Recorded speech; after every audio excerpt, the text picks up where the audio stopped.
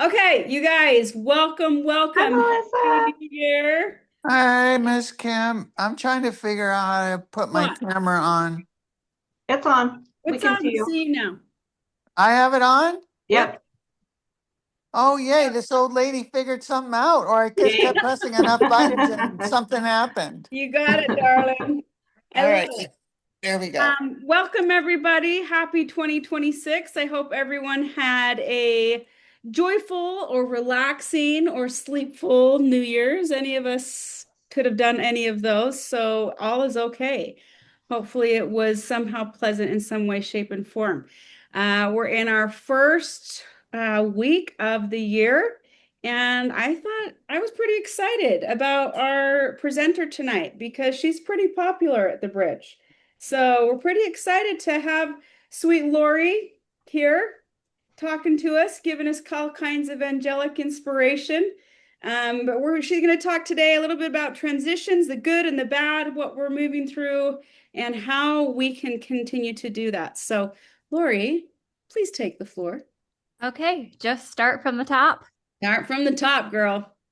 Okay, so I love children's books, and when I was thinking about what to talk about tonight, the top things that were coming up to me were the transitions. So the transitions, leaving your life, coming into the bridge, you're going to be there for 3 weeks. The first week seems to be the hardest for everybody to adjust into the newness of everything. And then the second week, everybody's kind of starting to feel it, feeling the shifts, feeling really good, but feeling tired. And by the third week, there seems to be this back and forth of, I'm loving it here. I want to stay. I want to keep on learning. I'm learning so much, but I'm ready to go home. So then there's this tug of war. Um, so as I was thinking about the transitions, like transitions can be, they can be really scary. So there, I am going to start with this book. Can y'all see it on my screen? Should I pull back? I can't, it's not really showing up good on my screen. Okay. So I am obsessed with children's books, and Kobe Yamada is my like one of my favorite authors. I give my kids children's books for birthdays and Christmas instead of cards because cards just get thrown away and books cost the same. So this is one of the ones. Um, so can you see the pictures? Is that showing up? Okay. Um, let me just read it. I'll show you the pictures when they get important. I don't know how it happened, but one day I had a problem. I didn't want it. I didn't ask for it. I really didn't like having a problem, but it was there. See the pictures?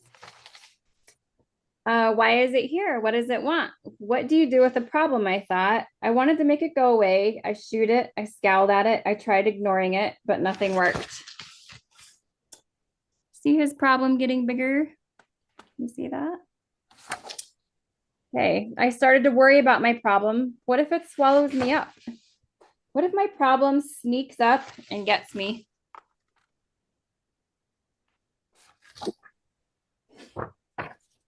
What if it takes away all of my things?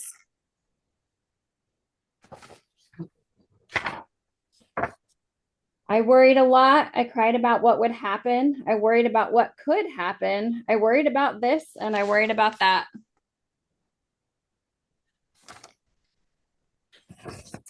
And the more I worried, the bigger my problem became.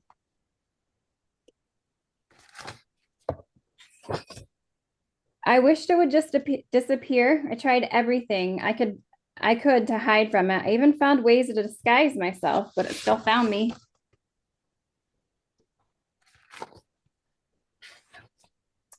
And the more I avoided my problem, the more I saw it everywhere. I thought about it all the time and it didn't feel good at all.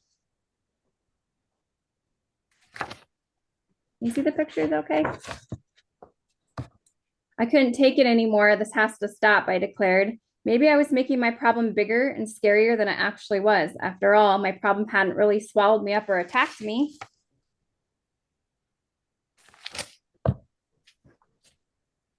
I realized that I had to face it.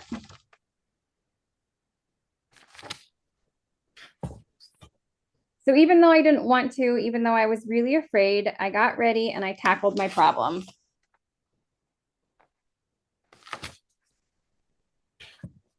where it gets good. Did you notice so far it's all in black and white? Now it's starting to turn into color. When I got face to face with it, I discovered something. My problem wasn't what I thought it was. I discovered it had something beautiful inside.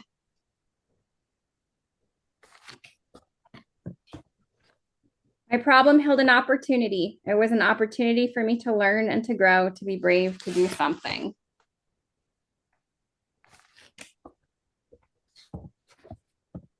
It showed me that it was important to look closely because some opportunities only come once.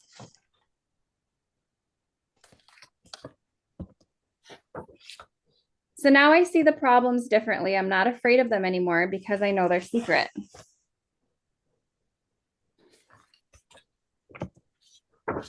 Every problem has an opportunity for something good. You just have to look for it.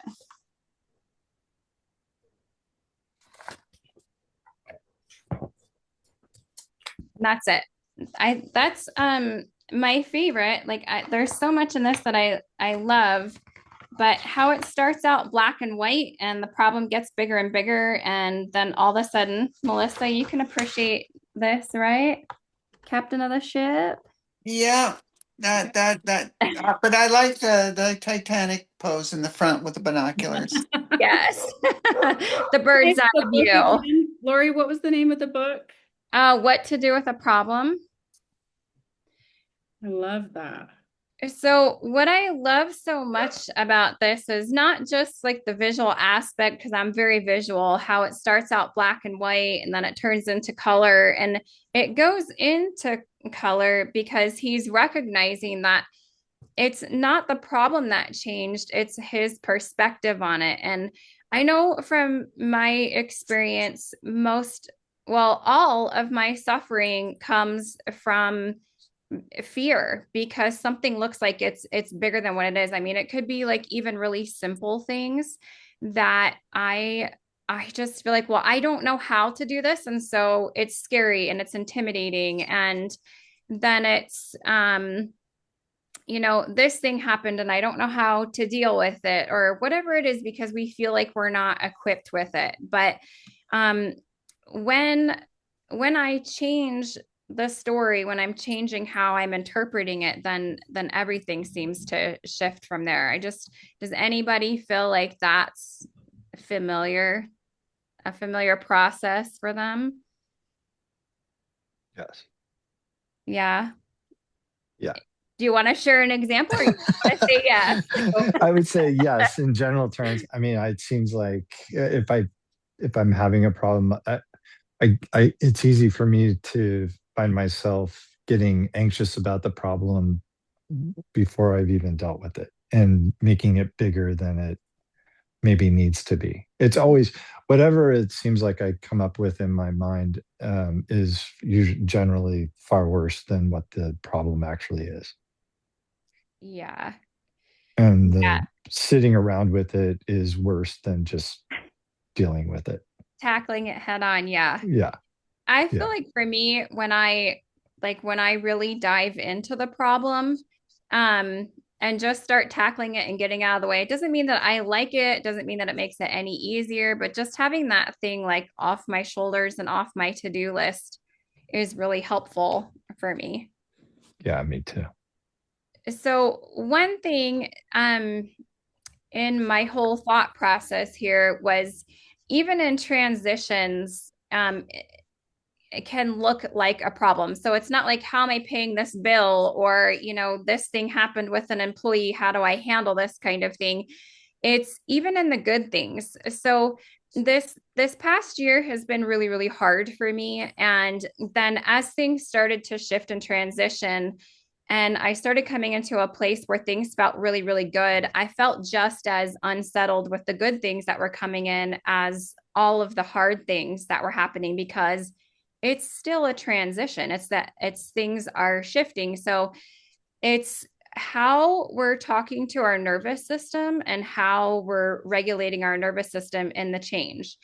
Because there's in the law of physics, there's constructive interference and destructive interference. I know I talk about it often when I'm facilitating breath work. So it's your nervous system is having a reaction to positive things that are happening, and it's also having a reaction to negative things. So our nervous system doesn't know the difference between it being good or bad except for what we're telling it. So when I'm explaining the breath work, a lot of times when I'm describing the breath and I'm saying to take that deep breath in, I say so we have that same reaction whether we're winning the lottery or whether someone just wrecked into us, and we just got into a car accident. We still have that nervous system response to gasp, right? So as we're coming into these transitions of life, instead of labeling them as good or bad, if we just take a moment to pause and feel into it. So we're retraining our brain to have this experience in a different way. So I love stories, so I'm just going to share another story. Eckhart Tolle in the book of New Earth, he talks about there's a Zen master. I can't think of his name, but there's a Zen master, and this mom and dad go to the Zen master, and their teenage daughter is pregnant, and they say, "Well, she confessed to us that you're the father," and he says, "Is that so?" And they say, "Yeah." So she has the baby. And when the baby is born, they take the baby to the Zen master and they say, "Well, you're the father. You need to take care of this child." And he says, "Is that so?" He takes care of the child. And a year later, the parents come back and they say, "We're so sorry. Our teenage daughter confessed to us that this baby belongs to the butcher's son." And he says, "Is that so?" And that's it. Most simple story, but he doesn't have a response. Like, um, he lost his reputation, he lost his spiritual practice, he lost his business. And I say lost, right? So all of these things that are seemingly horrible that we would have a negative reaction to or a negative response to, his response is that so? Um, and I think, if I could just respond to life in that way, I'm not quite there. I'm not a Zen master. I'm not a Buddha, but just it is that moment of pause where things happen in life that are not pleasing at all and even downright crummy, like just terrible. But what's our response to it? Like our response to it is the practice, and it's a practice of rewriting how we're looking at the story. Does anybody have any feeling towards that? Because that story actually really struck a few nerves with me the first couple of times I read it. I was just going to say, yeah, I mean, I've heard stories similar. It's not, you may not be in control of what other people put upon you or what life puts upon you, but you do get to choose how you react to it. Yeah. It's a choice. You do have that choice on how you react to it.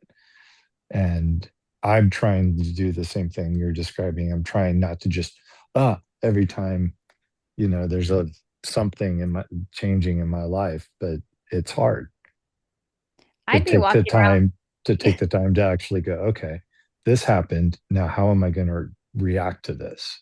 It's, Exactly. yeah, I'd be, yeah, like all the exactly. time, because things are always happening. Yeah. Yeah. You just turn on the TV or pick up a newspaper and yeah, it's crazy. Yeah. Yeah. Thanks, Todd. Well, Anyone else? I was going to say the one constant thing that we can always rely on is change, right? Like I mean, the good or the bad, there's change always going to happen around us, even if we're not perpetuating parts of those changes.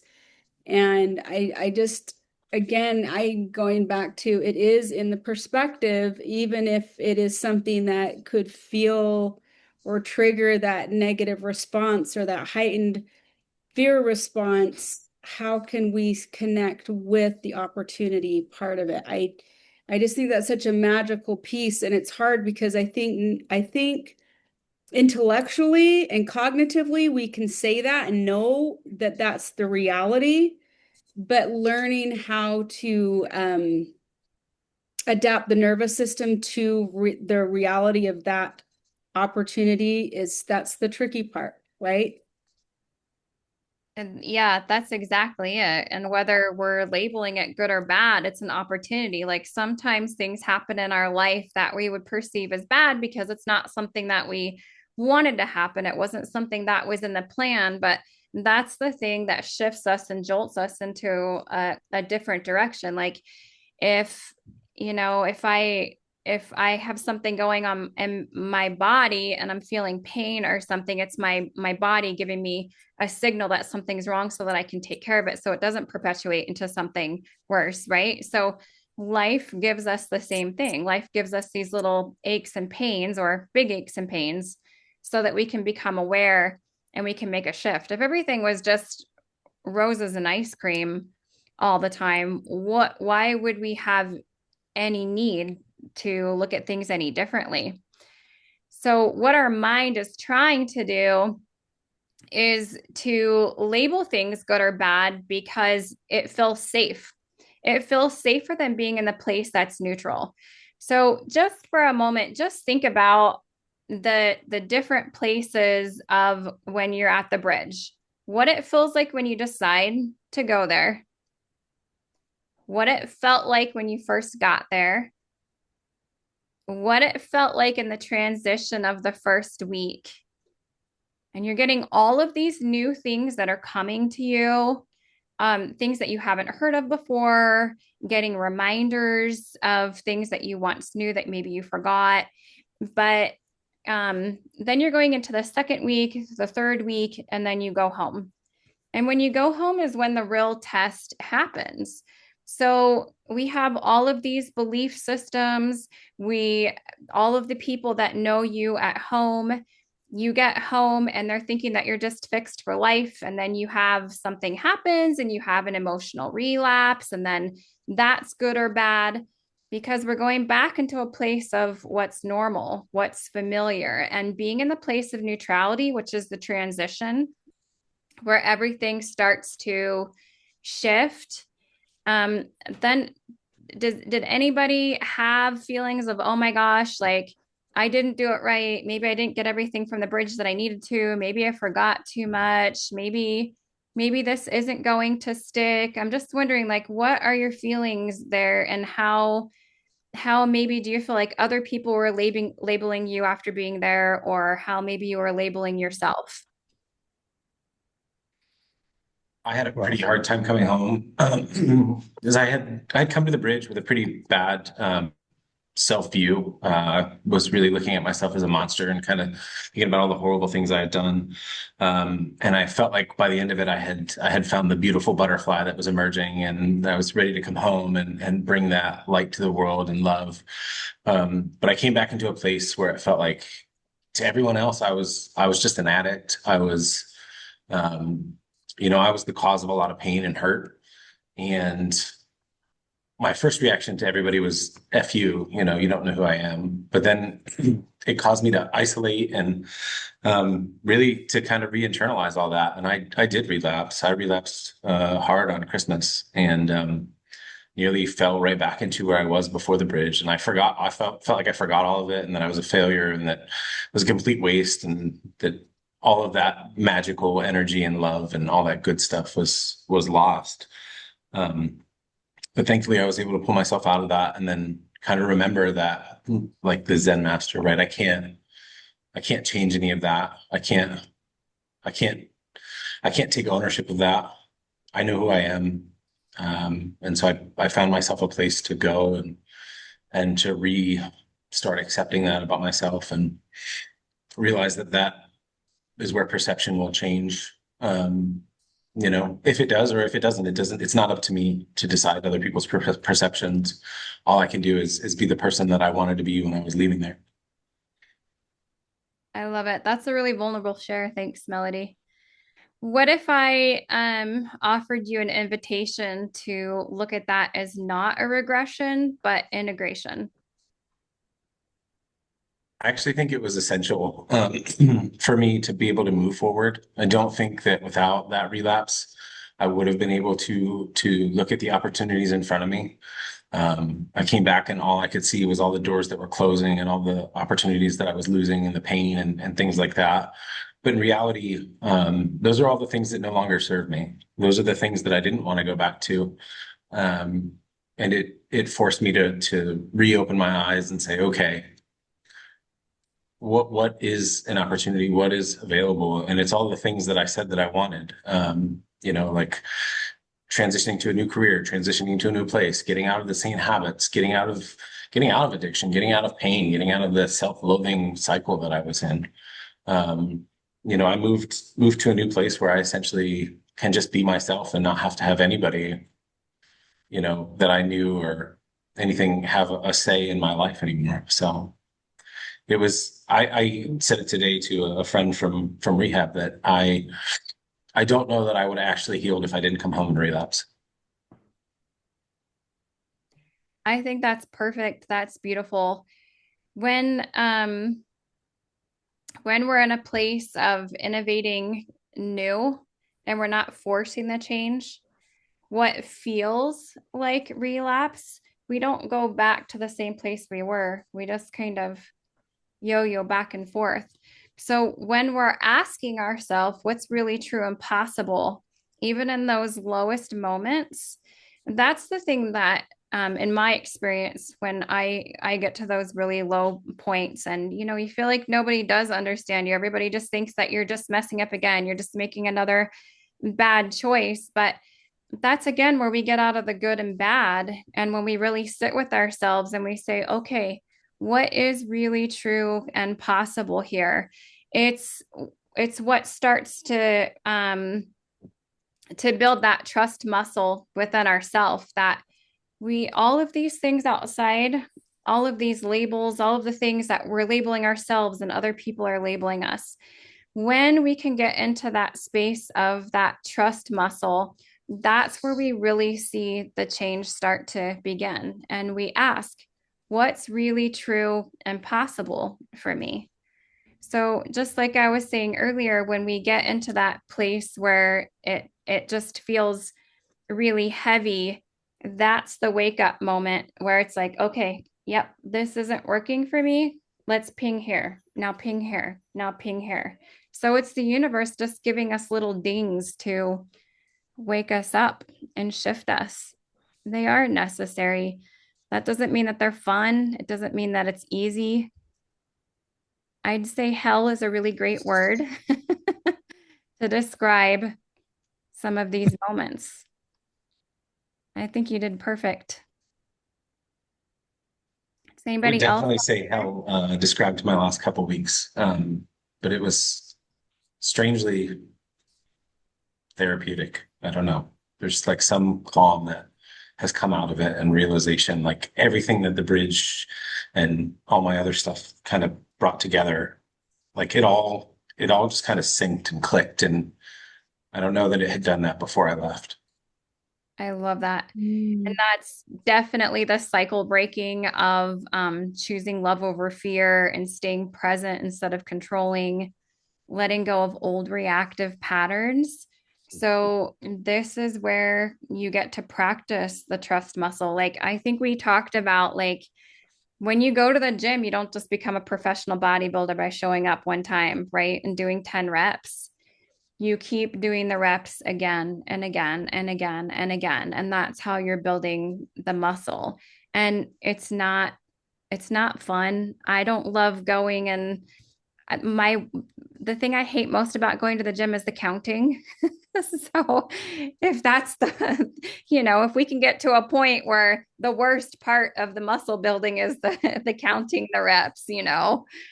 So I just lift as heavy as I can so I can do less reps so I don't have to count as much. But but what I love there is when you were in that space, instead of going into a space of panic, you did something about it to break that cycle. You're like, okay, I've been here before. Now I know what to do. So each time it becomes a little bit easier. Yeah.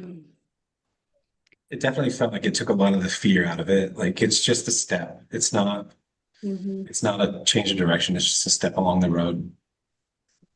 Yeah, I love that. I think too, Melody, I love you. Thank you so much for being so vulnerable because it's sometimes I think we're so afraid of our own shadow that we lose ourselves because we run from it so often, you know. But if we sometimes it's like being in the shadow that we're able to recognize where we can get the light, you know, and if we hadn't have gone through certain levels of despair or certain levels of heartache or pain and then you know, been brought to a place of light like you were at the bridge, but then eh, sometimes we have to revisit the shadow to remember how to get back to the light, right? Like so that those parts of us are initiated when we're in the middle of that journey, and it's sometimes there's no other way than through those parts of the shadow that we actually get to the light. So I just I, and we all I go think through that. Yeah, and I think that the really powerful thing that my goal is to go forward and use this through my music career to, help other people and be a light for them. But what I realized was when I was in the dark, I didn't have to go back to the light. Like I was almost got on a plane and flew back to Utah and just said I'll figure it out there because I wanted that light. And then, really, really sleepless, hopeless night, it occurred to me something that somebody said to me while I was at the bridge was, "You are the light." And that like flipped the switch that I am my own light. Yeah. I don't need the bridge. I don't need you. It's great to have you and it's easier, but I am the light and we are the light, and that's, I think, the real powerful message that I got out of it. Beautiful. I love that. I always, I feel like I'm constantly, like, especially lately, reminding myself. Brad said one of the first few days we were there, if you're here for anyone else but yourself, this isn't going to work. And I feel like sometimes now people are they didn't go through what all of us went through. So I feel like sometimes they try to rush our process or they expect us to have more done or be at a different place in our recovery or our journey. And I just have to remind myself they don't know. It's everyone is doing their best. It and I wasn't there for them. I was there for me. No one can rush me. No one, like, even if I don't feel okay, it's okay not to be okay sometimes. It's okay to feel this way. I don't need to push it onto them. But just like reminding myself, like, I didn't do this for anyone but myself, and I'm not going to let them take that away from me. Yeah. I love that you just said that because the last couple of months where I've been processing through some of my own things, there have been some really, really heavy waves that came over me. And I started getting into my own imposter syndrome of like, oh my gosh, look what I do for a living. Like, I'm like trauma informed therapy, like, focusing on all of that, like all the spiritual side, the breath work to calm your nervous system, the foot zoning, all the things. And here I am in my bed and I'm crying and I can't move. It's like then this imposter syndrome comes in, like, who are you? You shouldn't be doing this for a living, like all of the things. And what came to me was like, there's nothing wrong with me because I'm feeling. The word emotion is energy in motion. And what was happening is those shadow parts of me were talking. And I didn't like what they were saying. And so I was fighting it. I was resisting it. And when I finally just got quiet enough to feel, and I laid there and I just felt. And I think, and I'm glad I wasn't scheduled to work at any one of my jobs because for 3 days it was me laying in bed crying, and I'd go outside and get some fresh air and do my things and come back and cry some more. It was so necessary. It was the detox. And I know I say this in jest and because it's partly funny, but if you have to poop or pee, you don't hold it in, right? What do? You go to the toilet, you Sometimes. let it out. Sometimes. Depends It's on what I'm doing or who's around. yeah. Yeah. It's the toxin release. So it's like you don't hold back your sweat when you're at the gym, right? Tad, do you hold back your sweat? I tried Uh, to, but I'm not very good at it. It's like in Cloudy with a Chance of Meatballs, and he starts to cry, and he's all, "Get back in there!" Yeah. I and I mean, it's been a while since I was at the bridge now. I think I'm over 6 months, I guess, or so since I was there. And I mean, my experience is, and when I was kind of panicky when I first transitioned back because I was thinking, oh my gosh, how am I going to do this? Because your time at the bridge, it's so different. I have a job, a family. I don't have time to do 3 massages, 2 hours of counseling, and all these things that kind of righted my ship. And how am I going to juggle all these things? And for what has worked for me, I think the best is one unexpected thing that I took from the bridge that I still utilize every day is a vision board. When I did my vision board at the bridge, I thought, well, this is kind of goofy, but whatever. I'm here and there's a bunch of images. I'm going to use it. And I still look at that every day. I meditate every morning. And so I just found the things from the bridge that I do have time for that I can incorporate into my life. And then beyond that, I just try to be the best Tad I can be and let that kind of fall wherever it falls. So for anyone who's maybe just exiting the bridge, don't try to do everything. Don't panic if you don't journal every day or if you forget one morning to do a gratitude. Just remember to breathe and do what you can when you can. That's what I'd I think recommend. that's perfect. Just to be the best Tad that you can be. That's all I got. That's all you got. Yeah, And it's like whether you look at it as a small breakthrough or a big breakthrough, every single little change, every single little shift that you make is a big course correction. In Atomic Habits, he talks about that. He talks about the plane, and if the plane's heading to LA and it goes off 1 degree, it ends up in like what, Tokyo or something like that. And so just talking about like the 1 degree shift is a big difference. So if you're having these little breakthroughs here and there, you're constantly having this course correction or this course shift that does make all of the difference. I think the other scary thing for a lot of people from the bridge is you come back feeling so much better that you maybe start thinking you don't need to do some of those things because you feel better. Yes. And that's dangerous because you could find yourself right back where you started before you went to the bridge if you're not careful. Yes. Fear of losing the progress is definitely a real thing.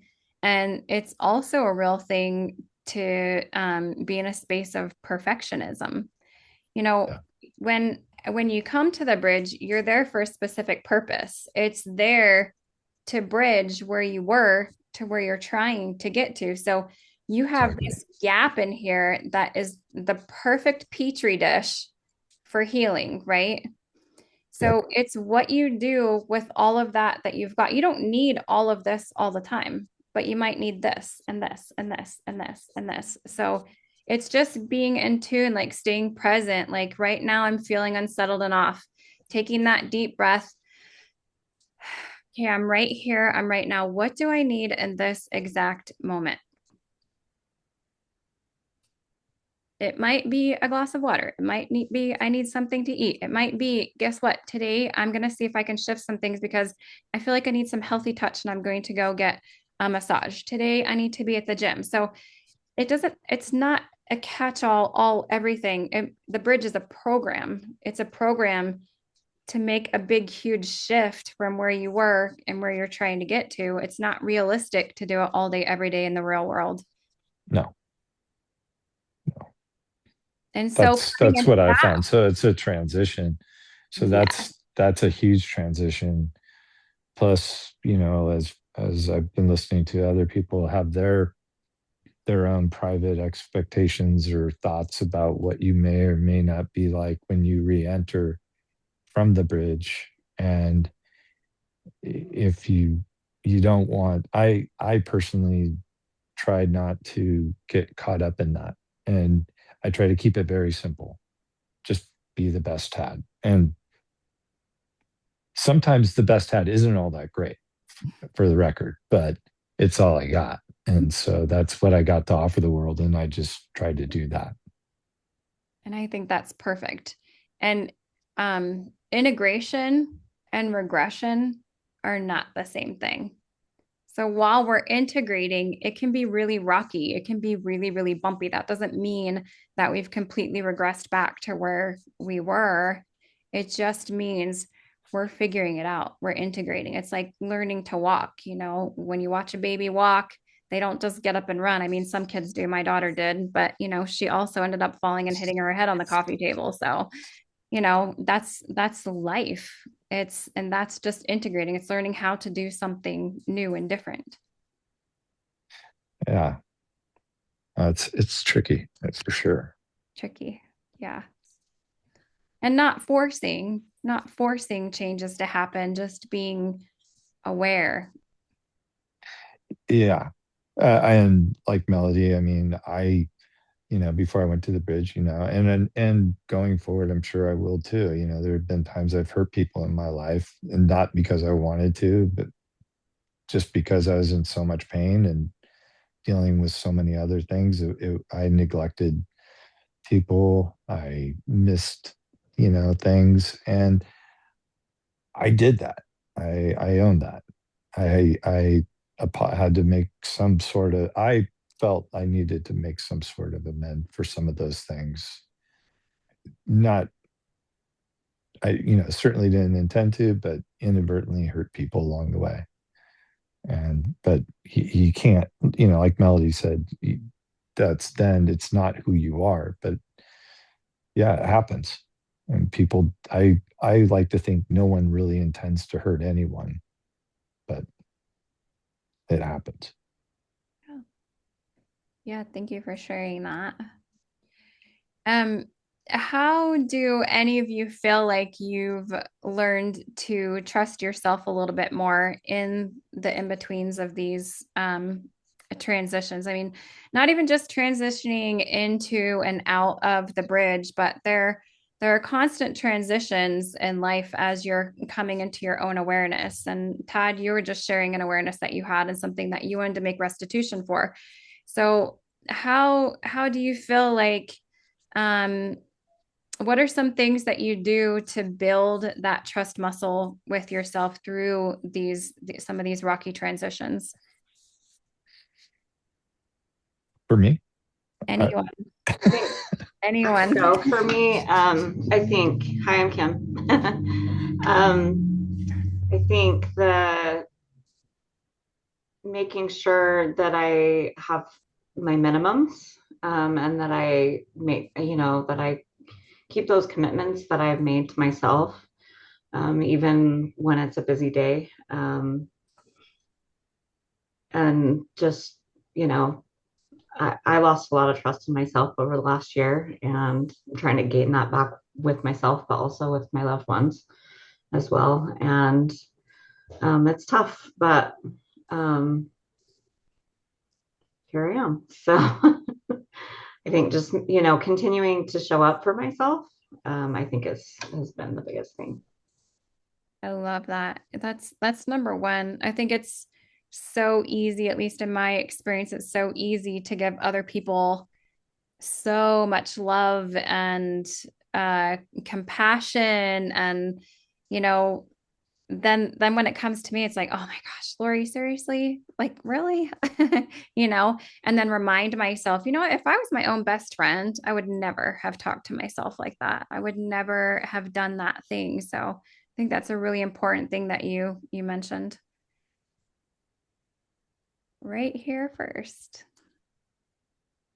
I think Anybody one of else? the best things that I've gained through this process of kind of going on this journey is awareness.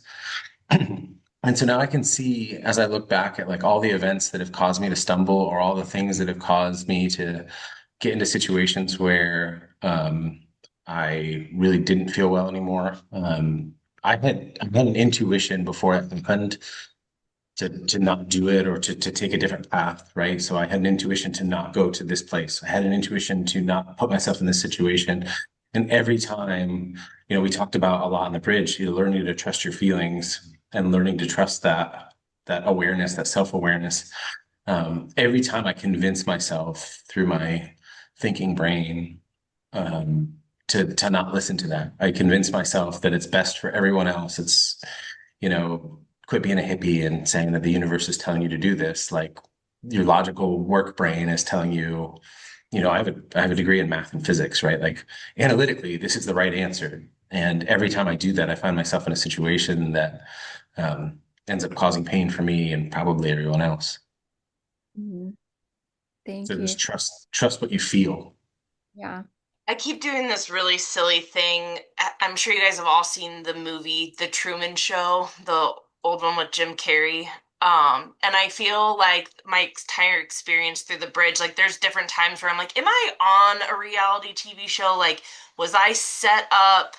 Did they plan this? Is someone watching me, waiting for me to not react or have like right thing? And like little things will happen, and I'm like, I will almost like trick myself in the brain and be like, Megan, let's treat this situation like you're on a reality television show and you're not going to give them the reaction Yeah.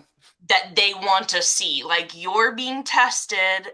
Let's try our tool belt. Just like Lori said earlier, pause and just try to shift and do something differently. And then when it turns out like a little bit differently, then I reward myself and I'm like, I did it. And I, even if it's just something little, but I do just keep acting like my life is a reality television show. And it's like, Megan, someone is out there watching you or could be watching you.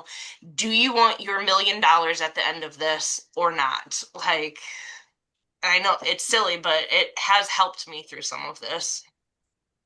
I love that when you find something that regulates your nervous system. I mean, it's not a one size fits all. So when you find that thing that works, like stick with it. And then when that doesn't work anymore, you'll know and something else will come up. And one of the things that you were saying is the story. And the story is what ends up causing us pain. So when we're taking a look at the story, in a good way or a bad way, it's the judgment that ends up hurting us worse. So not only do we have the story, but then we start judging ourselves for having the story. So what if instead of judgment, we had inquiry so that we can make that progress? So I just finished the bridge. I should be further along. I shouldn't be feeling this way. I just finished. Everybody's they're counting on me. They thought that I was changed, that I was different, and then in comes this perfectionism or, oh great, I just made the wrong choice again. I just whatever it is, these things that come up. What if we switched it and just feel how different this feels in your body? What if we approached that story and said, okay, is it true? Is that really true? Who would I be without that thought? What else could possibly be happening here? So I think that the most important part for me is when I get into that space where I just stop and I say to myself, is it true? Can I know that this is true, that this story that I'm telling is true? What facts do I have?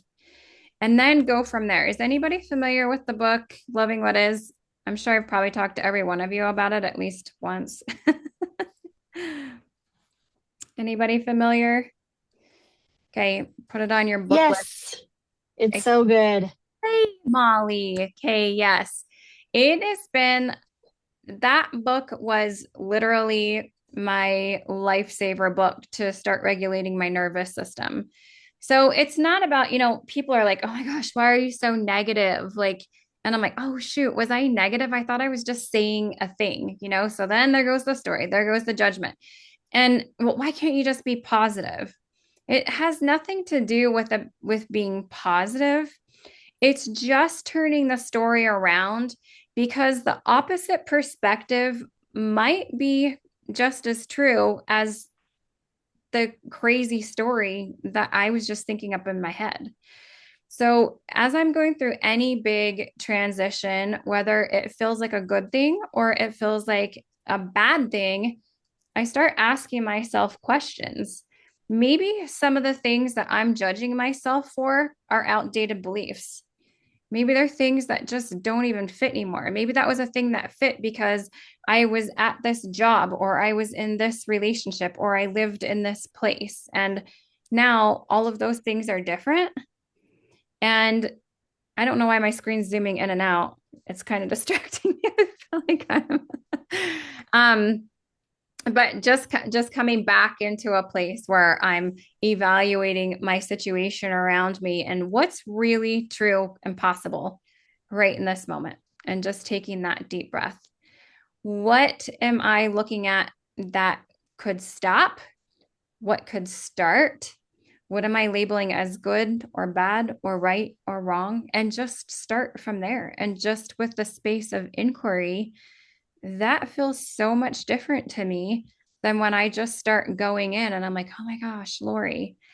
Um, the a lot of times, all the time, usually, when we're in a space of growth, it requires us to release old things that we were holding on to us that kept us safe. So, just like the reality TV show, maybe that's going to work for right now and it's working perfectly. Maybe in a month or 6 months, that's not going to work anymore because you're growing and you're shifting and you're changing.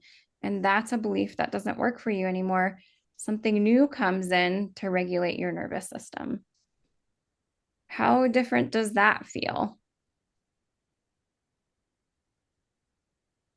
Does it feel different for anybody? Yeah, I have a comment if you don't mind. Please. I would love it. Um, First of all, it's beautiful to see y'all again. So on your no judgment and inquire instead, I think is very important.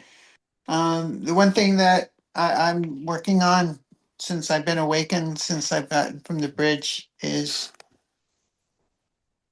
and I think this goes for all of us, is to ask the question to yourself. Your body, your mind is in constant language with itself. It's in constant conversation with itself. So the first question you have to ask yourself is, who is your mind really talking to and who's really controlling the conversation here? And is that conversation important? Because even in the silence, your mind is always having a conversation with itself. How am I doing? What's going on? What's going on tomorrow? What about the job? What's about this? And so the one thing that I've learned from the bridge is to center and calm that self-talk to silence, because silence is golden.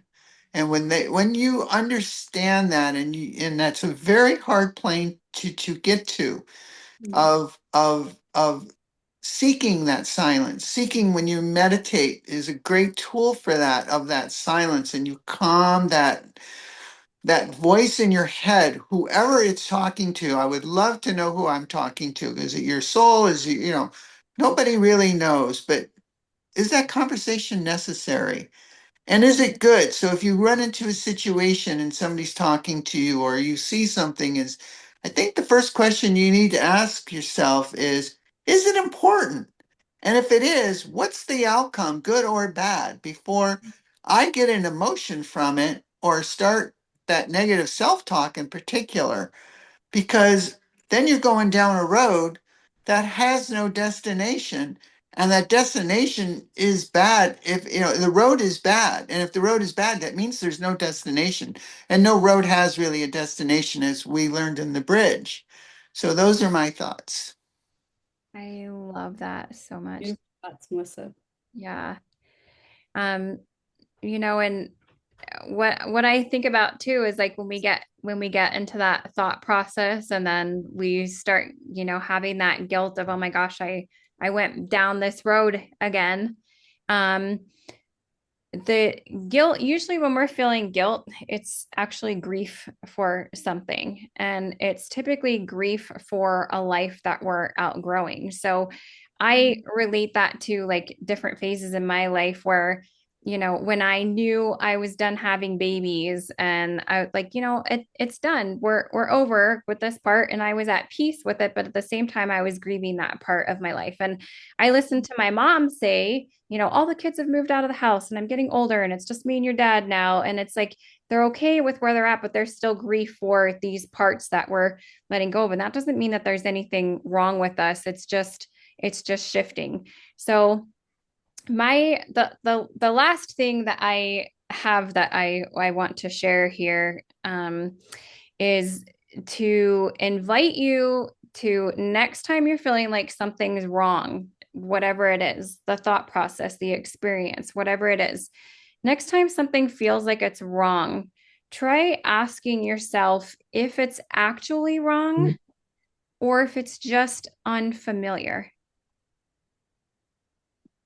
Unfamiliar doesn't mean wrong. It's part of the shifting, the changing, the transition, the growing. So next time, just say to yourself, is something wrong or is this just unfamiliar? I ask myself that and then I follow up with what's really true and possible.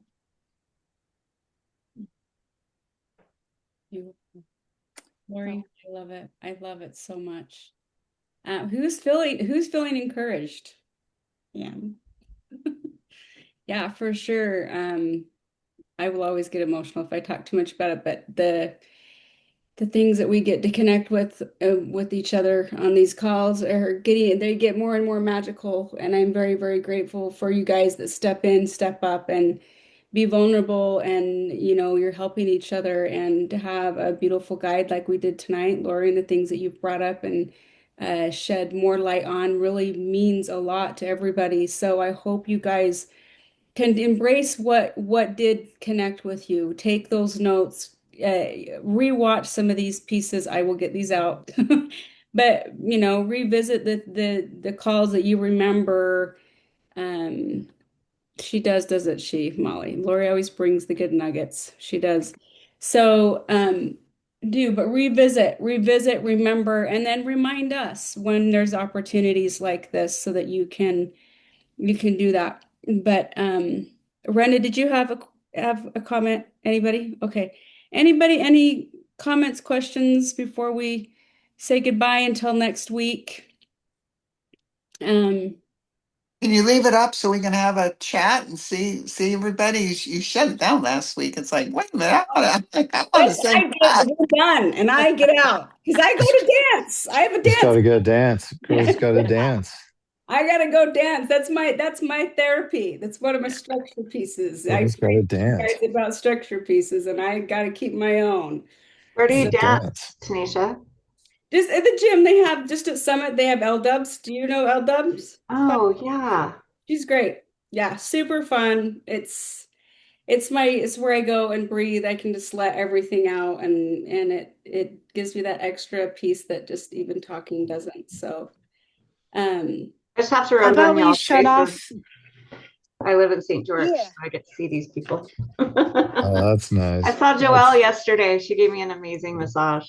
yeah, I Oh, that's well amazing. 2 days ago too. So Joelle's been busy. And I'm gonna see Lori. Right, Hmm. Lori? Love it. You guys, you are very loved. You're supported. Please know you can always reach out. You can always connect. Next week, we have Dr. Tate on. Hey. So Yeah. yeah, I call him speaking of Zen masters, Lori, I call him the Zen master of the bridge. He's been there the longest. He's my personal therapist.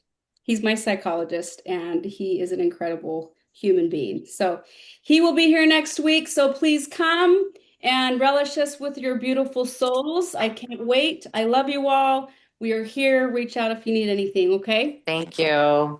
Thank you. Bye, everyone. Hey. Thank you.